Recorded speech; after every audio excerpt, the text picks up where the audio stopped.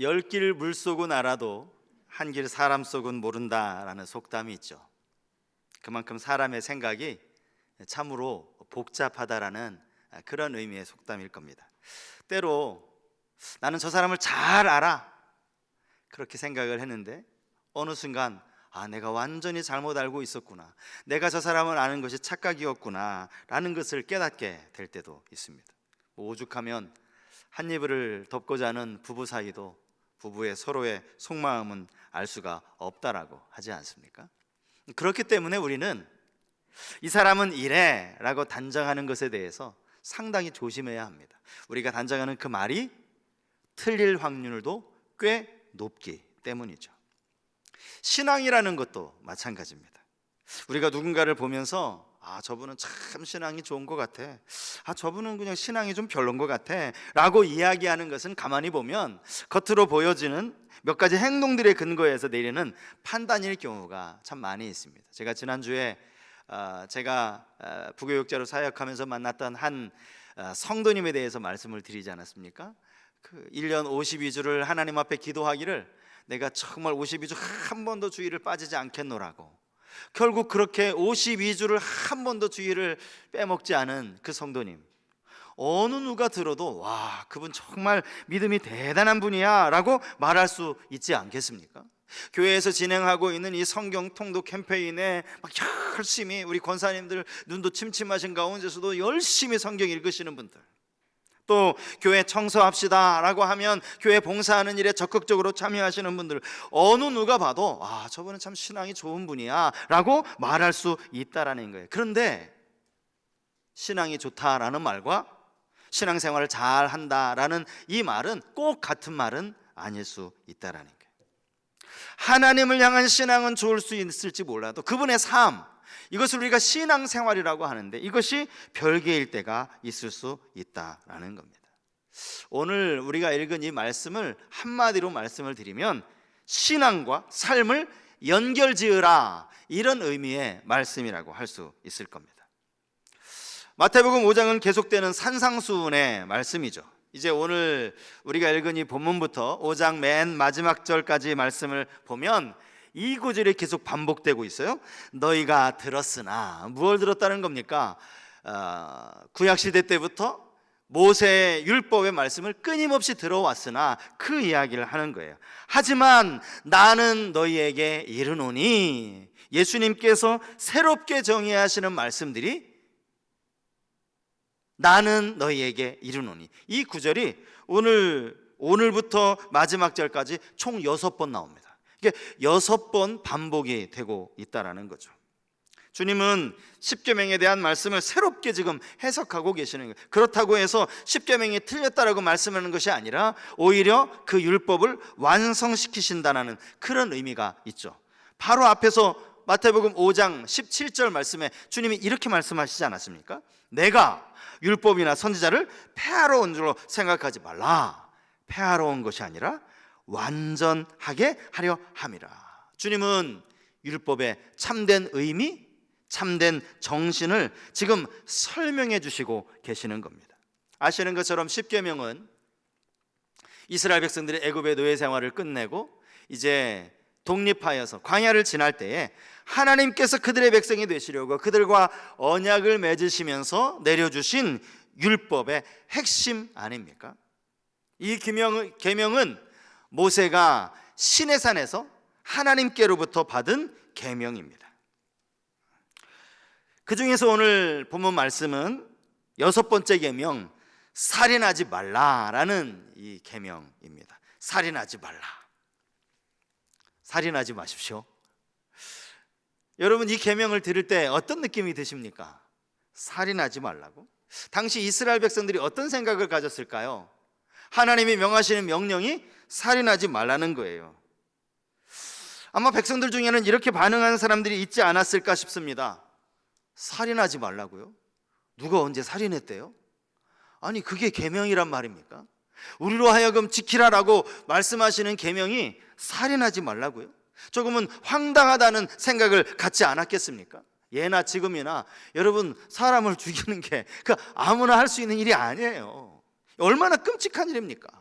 이 계명을 들을 때 이스라엘 백성들이 그래, 이제 앞으로는 살인하지 말아야지, 그런 마음으로 이 말씀을 받았을까요? 마음을 막 조아리면서 맞습니다, 하나님 맞습니다, 제가 그래야 됩니다, 살인하지 말아야 됩니다, 그런 마음으로 말씀을 받았겠느냐 하는 것입니다. 사실 10가지 계명 중에서 여러분 제9계명 있죠. 내 이웃에 대하여 거짓 증거하지 마라, 거짓말하지 마라. 10계명, 내 이웃의 소유를 탐내지 말라. 이런 계명들은요, 백성들이 들으면서 맞아, 마음속에 이 말씀 하나님 주신 계명이야 라고 깊이 담아둘 수 있는 계명들이에요. 사실 우리 거짓말 얼마나 많이 합니까? 거짓말하는 거 사실 너무 쉽게 하잖아요. 이게 거짓 증거하는 게 나쁜 거구나, 다른 사람이 좋은 것 가지고 있으면 야 부럽다, 저거 나도 가지고 싶다, 이런 탐심이 누구나 생길 수 있는 그런 마음 아닙니까? 그런 의미에서 이런 계명들은 백성들에게 실제적으로 마음에 와닿는 그런 계명으로 들렸을 거라는 거예요. 그에 비해서 살인하지 마, 간음하지 마라, 도둑질하지 마라, 이런 계명들은요, 우리가 언제 간음했다고, 내가 언제 도둑질했다고 하나님 그걸 계명이라고 우리에게 말씀하시느냐는 이런 마음의 태도를 가질 수가 있다라는 거예요. 출애굽기 20장에 나오는 이 10계명에 살인하지 말라, 이 동사를 찾아보면요, 우리가 생각하는 동사 그대로입니다. 사람을 죽이다, 이런 뜻을 가진 동사예요. 여러분, 사람을 아무나 죽일 수 있습니까? 이거 사실은 너무나 끔찍한 일 아닙니까? 제가 이 시간 여러분들에게 아주 정색을 하면서 진지한 태도로 여러분 제발 살인하지 마십시오 라고 설교를 한다면 여러분들은 아마 저에게 목사님이 지금 무슨 말씀하시는 거냐고 어쩌면 웃으실지도 몰라요. 여러분, 이게 얼마나 우스운 이야기입니까? 이 말씀을 들으면서 혹시 여러분 마음이 막 뜨끔한다든지, 얼굴이 갑자기 뻘개진다든지, 막 맥박수가 빨라진다든지, 그런 분 안 계시죠? 하나님이 이 말씀을 하셨을 때 제 생각에 이스라엘 백성들은 어쩌면 이런 태도로 받지 않았을까 싶어요. 하나님, 그런 말씀은 안 하셔도 돼요, 제가 언제 살인한대요? 이런 말씀은 나랑은 별로 상관이 없는 말씀이야, 그냥 편하게 들으면 되는 말씀이야 라고 생각할 수 있다라는 거죠. 모세의 율법을 그냥 등에 기대어서 그렇게 들을 수 있었을 것이라는 그 말씀이라는 겁니다. 이제 주님이 이 계명의 참된 의미를 설명해 주고 계시는 거예요. 이 계명은 우리와 전혀 상관없는 그런 계명이 아니라는 거예요. 우리 아무도 사람 죽인 적 없어요. 그러니까 이 계명은 나랑 상관없는 그런 계명이 아니라 우리의 삶에 너무나도 밀접한 계명이라는 거죠. 평안히 의자에 기대고 앉아서 들을 그런 말씀이 아니라는 게 정신 바짝 차리고 들어야 할 말씀이라는 것을 지금 주님이 깨우쳐주고 계시는 겁니다. 주님은 살인의 의미를 폭넓게 해석하십니다. 본질적인 의미에서 보면 분노도 살인이고 미움도 살인이라고 그렇게 말씀하고 계시는 거예요. 아직까지 내가 아무도 죽이지 않았다고, 내가 사람 죽인 적 없다고, 앞으로도 사람 죽일 일 없을 거라고, 어떻게 사람을 죽이느냐고 안심할 문제가 아니라는 거예요. 주님 말씀하시죠. 노하는 자마다 심판받을 것이다. 라가라 말하는 자, 이 라가라는 말은요 멍청이라는 말이에요. 멍청이라고 말하면 너는 법정에 서게 될 것이다. 미련한 놈이라고 말하면 너는 지옥불에 던져질 것이다. 무서운 말씀 아닙니까? 오늘 본문에만 이런 말씀이 있는 것이 아닙니다. 이와 비슷한 말씀이 성경 여러 곳에 기록되어져 있어요. 바울은 에베소서 4장 26절 27절 말씀에서 에베소 교회 성도들에게 이렇게 권면합니다. 분을 내어도 죄를 짓지 말며 해가 지도록 분을 품지 말고 마귀에게 틈을 주지 말라. 이 말은 바꿔 말하면 우리가 분을 내면 그 분내는 사이로 마귀가 틈을 탄다는 거예요. 우리가 마음속에 막 분노가 치밀어 올라서 이것을 표출할 때 마귀가 그 가운데 역사한다라는 거죠. 야고보 사도는 야고보서 1장 20절 말씀에서 이렇게 권면합니다. 사람이 성내는 것이 하나님의 의를 이루지 못함이라. 성내면 안 된다라는 거예요. 사실 더 결정적인 말씀이 요한 1서에 나와 있는 말씀입니다. 여러분 요한 1서 3장 15절 말씀을 우리 한번 다 같이 읽어보시겠습니까? 요한 1서 3장 15절 말씀 같이 읽겠습니다. 그 형제를 미워하는 자마다 살인하는 자니 살인하는 자마다 영생이 그 속에 거하지 아니하는 것을 너희가 아는 바라. 사람을 죽여야만 살인이 아니라는 말씀이죠. 미워하는 것도 살인이라는 거예요. 에이 목사님, 아니 미워하는 게 어떻게 살인입니까? 말도 안 되는 얘기 하지 마세요. 아니 말도 안 되는 이야기가 아니에요. 제 얘기가 아닙니다. 성경에 기록된 말씀이에요. 같이 읽지 않았습니까? 사실 우리 가운데 지금까지 나는 살아오면서 아무도 미워하지 않았다, 그런 분 계세요? 나는 살면서 아무도 미워하지 않았다, 한 분도 안 계실걸요? 여러분 저에게 이 질문 하지 마세요. 아이 그래도 목사님은 목사님이니까 미워하는 분 없죠? 이런 질문 제발 하지 마십시오. 대답하기가 부끄럽습니다. 우리 모두에게 다 마찬가지예요.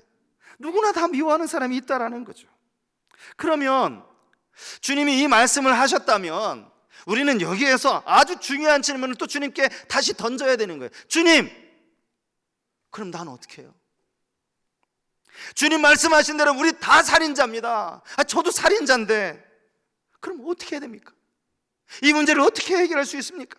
어떻게 해야 심판을 면할 수 있습니까? 어떻게 해야 내가 지옥불에 들어가지 않을 수 있습니까?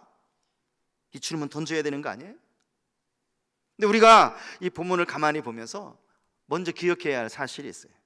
지금 주님이 이렇게 사람들, 거기 모여있는 제자들, 사람들을 정죄하시기 위해서 이 말씀을 하시는 게 결코 아니라는 사실입니다. 예수님이 지금 모여있는 무리들 가운데 서로 싸우고 옆에 사람이 막 화내는 걸 보면서 당신 지금 화냈죠? 당신 심판받을 줄 아세요? 당신 지금 옆에 있는 형제에게 미르는 놈이라고 했습니까? 당신은 이제 법정에 서게 될 겁니다. 아니 멍청이라고요? 미안하지만 당신은 이제 지옥불에 떨어질 줄 아십시오. 주님이 이런 의미로 거기 모여있는 사람들을 한 사람 한 사람 당신 미워했고 당신 멍청이라고 했고 이렇게 정죄하려고 이 말씀을 하시는 게 아니라는 거예요. 오히려 그 반대죠. 주님은 모든 사람들이 이 계명 앞에, 이 말씀 앞에 하나도 해당되지 않는 사람이 없다는 걸 아셨기 때문에 그에 따르는 해결 방법을 제시하고 있는 거예요. 해결 방법 딱 하나밖에 없습니다. 주님이 말씀하시는 해결 방법, 그게 뭐예요? 화해하라, 이겁니다. 화해하라. 24절 말씀에 화목하라 라고 나와 있는데 화목하라 라는 말이 화해하라 라는 말과 같은 말이에요. 25절에 보면 사화하라 그랬어요. 사화하라. 사실 우리가 잘 안 쓰는 말이죠. 사화하라, 뭐 타협하라 이런 의미의 말인데 쉬운 성경으로 찾아보니까 여기에는 화해하라, 똑같이 화해하라라고 번역되어 있어요. 자, 쉬운 성경으로 그 구절을 제가 읽어드리면 너를 고소하는 사람이 함께 길에 있을 때에 빨리 화해하여라. 우리 마음속에 치밀어 오는 분노, 그래서 분을 냈어요. 어떻게 합니까? 이미 화를 냈는데 에이 멍청이 말했어요. 어떻게 합니까? 빨리 화해하라는 거예요. 이 화해하라는 이 관점에서 주님이 두 가지를 강조하고 계세요. 첫 번째는요, 먼저 화해하라, 먼저 화해하랍니다. 자, 본문 23절과 24절 말씀을 제가 읽어드리겠습니다. 그러므로 예물을 제단에 드리려다가 거기서 내 형제에게 원망 들을 만한 일이 있는 것이 생각나거든 예물을 제단 앞에 두고 먼저 가서 형제와 화목하고 그 후에 와서 예물을 드리라. 여러분, 먼저 하고 그 후에 와서 예물 드리라 이랬어요. 여러분, 이 말씀은요, 당시 이스라엘 백성들이 절기 때, 특별히 아주 뭐 6월절이라든지 초막절 이런 특별한 절기 때 예루살렘에 가잖아요. 예루살렘 성전에서 제물을 드리지 않습니까? 그것을 염두에 두고 하신 말씀입니다. 지금 예수님이 산상수훈을 전하시는 그 지역이 갈릴리 지역이에요. 갈릴리는요, 이스라엘의 저 북쪽 지역입니다. 갈릴리에 사는 사람들이 이 말씀을 들었다고 생각해 보세요. 그들이 이제 절기를 맞이하여서 예루살렘으로 내려갑니다. 지역적으로는 이제 남쪽으로 내려가는 거죠. 우리가 올라갔다라는 표현을 쓰지만 사실 지형적으로 내려가는 거죠. 예루살렘에 가까이 다 이르렀어요. 이제 제단 앞에 다 가까이 다가왔습니다. 그런데 하필 그때 나랑 관계가 틀어진 형제 생각이 머릿속에 탁 떠오르는 거예요. 여러분, 그러면 어떻게 해야 되는 거예요?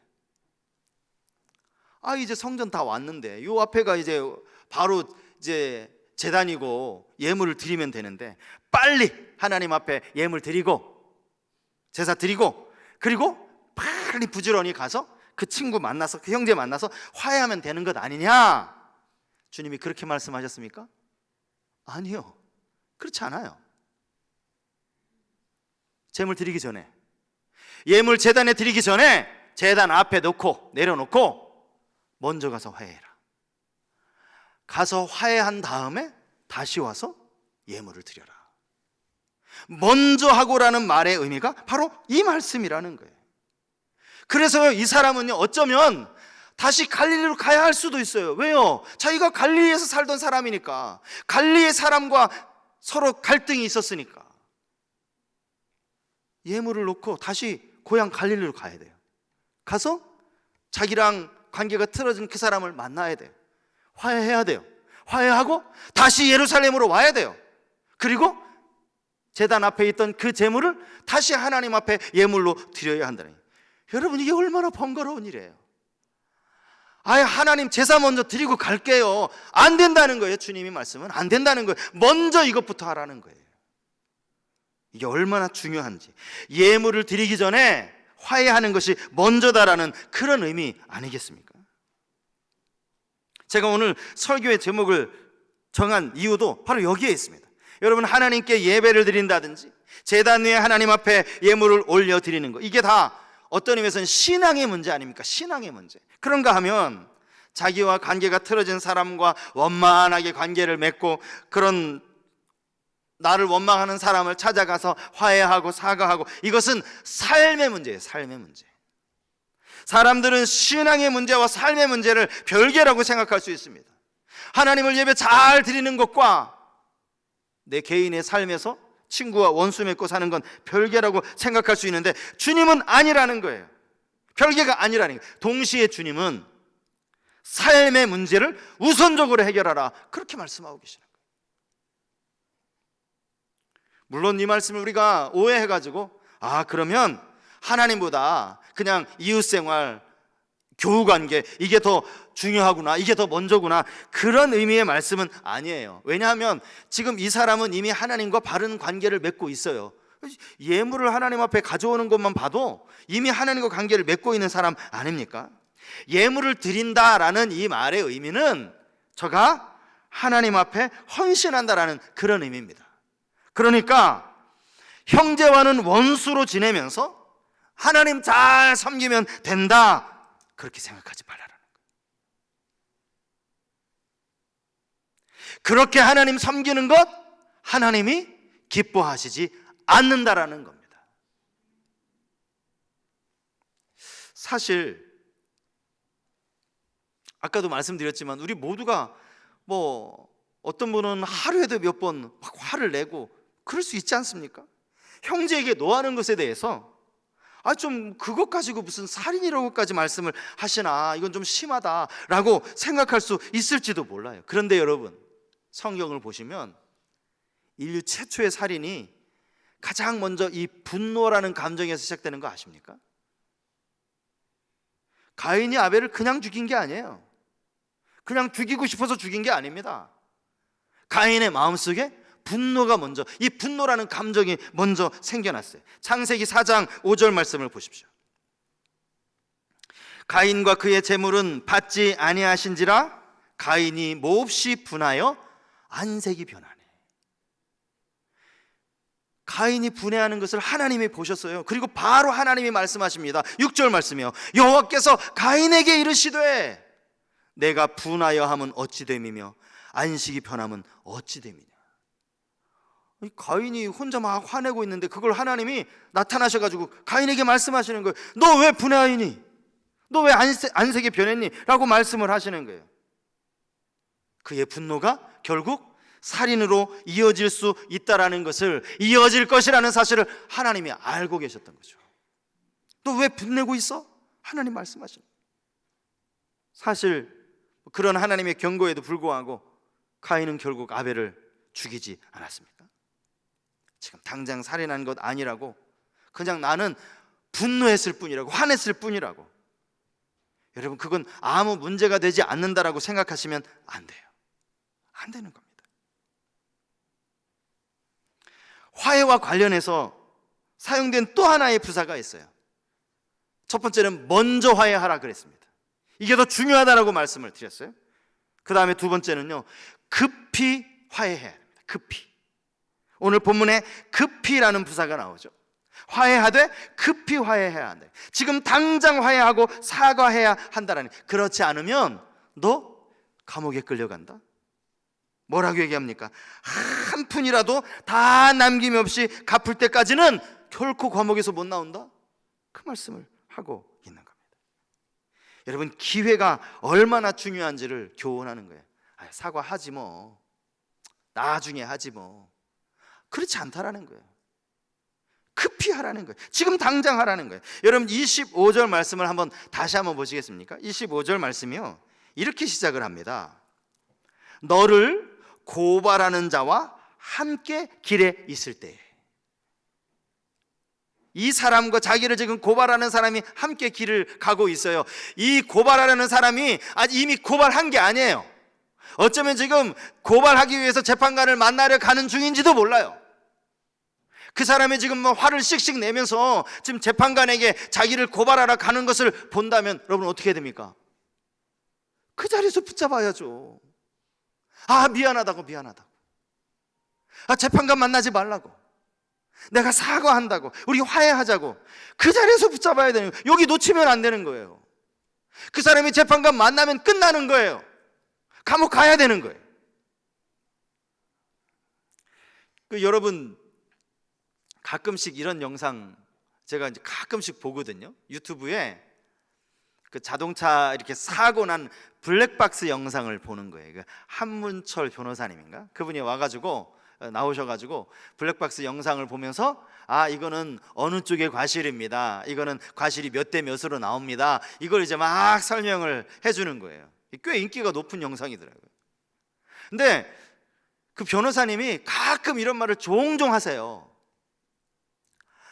저 가해자가 지금 저기서 사과했어야 되는데, 그 자리에서 사과했으면 문제가 이렇게 커지지 않았을 텐데. 결국 이 사람이 술을 마셨는지 아니면 마음이 어떻게 됐는지 거기서는 막 오히려 자기가 막 화를 내잖아요. 내가 잘못하지 않았다고. 그래서 결국 그게 경찰에 넘겨지는 거예요. 그러면 분명하거든요. 자기 과실이 너무 분명하게 나오거든요.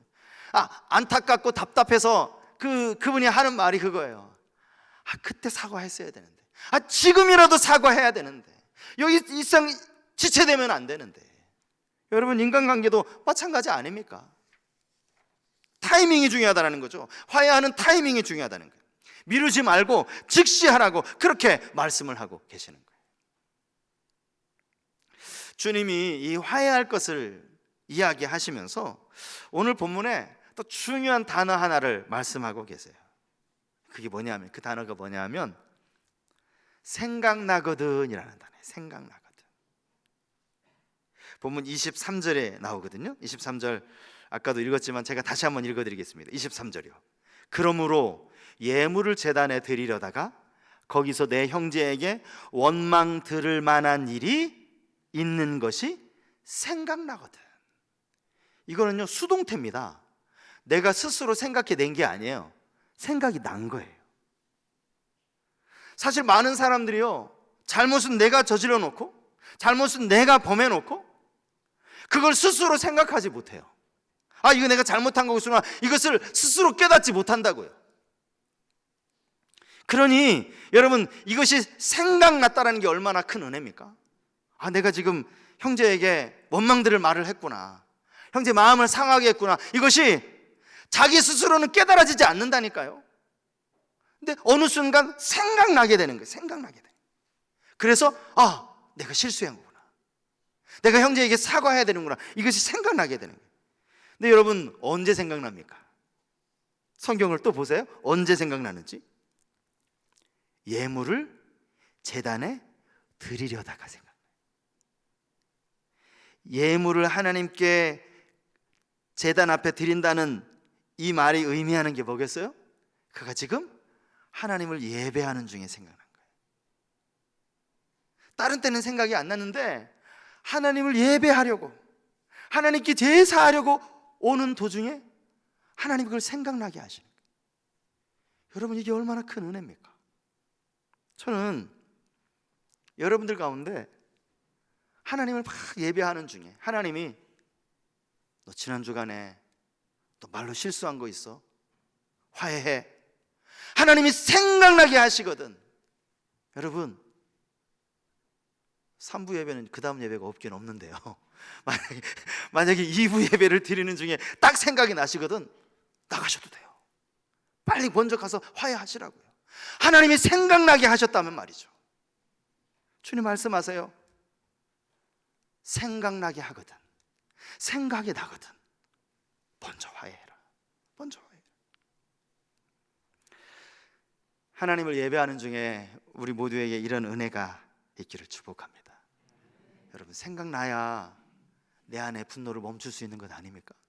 생각나야 내가 그 사람을 찾아서 화해할 수 있는 거 아닙니까? 생각나야 그 사람이 나를 고발해서 내가 감옥에 갇히는 일은 면할 것 아닙니까? 생각나야. 예수님의 말씀은요, 이게 양쪽을 다 통틀어서 지금 말씀을 하고 계시다는 걸 알 수 있어요.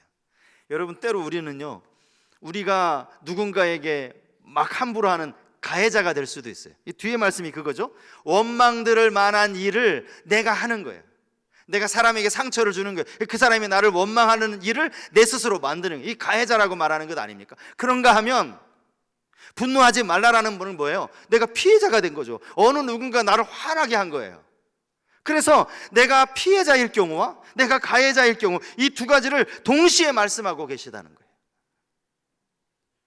저 사람이 나를 화나게 하거든, 내 안에 막 분노가 치밀어 오르거든, 이것이 살인으로 갈 수 있다는 것을 명심해라. 화해해라. 네가 누군가에게 원망되는 만한 일을 한 것이 생각나거든, 찾아가서 화해해라. 핵심은 화해입니다. 사실 우리가 하나님의 말씀을 잘 아는 것도 중요하지만 잘 아는 말씀을 삶 가운데 실천하는 것은 훨씬 더 중요한 것 아닙니까? 이게 온전한 신앙생활이라고 제가 말씀드리지 않았습니까? 신앙과 삶이 우선순위가 바로 되는 거예요. 한 주간 우리의 삶이 이러한 믿음이 될 수 있기를 바랍니다. 우리 삶으로 믿음을 드러낼 수 있는 우리 모두가 되실 수 있길 바랍니다. 주님은 이 말씀을 하시면서 계속 형제라는 단어를 사용하세요. 형제. 내가 분노를 퍼붓는 멍청이라고 말하는 것도 형제고요, 나를 원망하는 그 사람도 형제라는 거예요. 형제. 주 안에서 우리가 다 형제고 자매 아닙니까? 형제는 가장 가까운 사이예요. 먼저는 교회가 믿음의 공동체 안에서 서로 형제요 자매된 우리가 화해해야 한다는 거예요. 오늘 우리가 이 찬양을 함께 부르려고 하는데요, 이 찬양에 보면, 이 찬양이 조금 우리 권사님들은 부르시기에 좀 어려울 수 있는데, 우리라는 단어가 들어가 있어요. 우리는 하나다. 주 안에 우리는 하나다. 우리는 한 가족이고 한 형제다. 그러니 우리 안에 분노하게 만드는 일이라든지 원망 들을 일이라든지 이런 것이 있어서 되겠는가? 주 안에 하나 된 우리를 생각하면서 우리 함께 이 찬양 같이 불렀으면 좋겠습니다.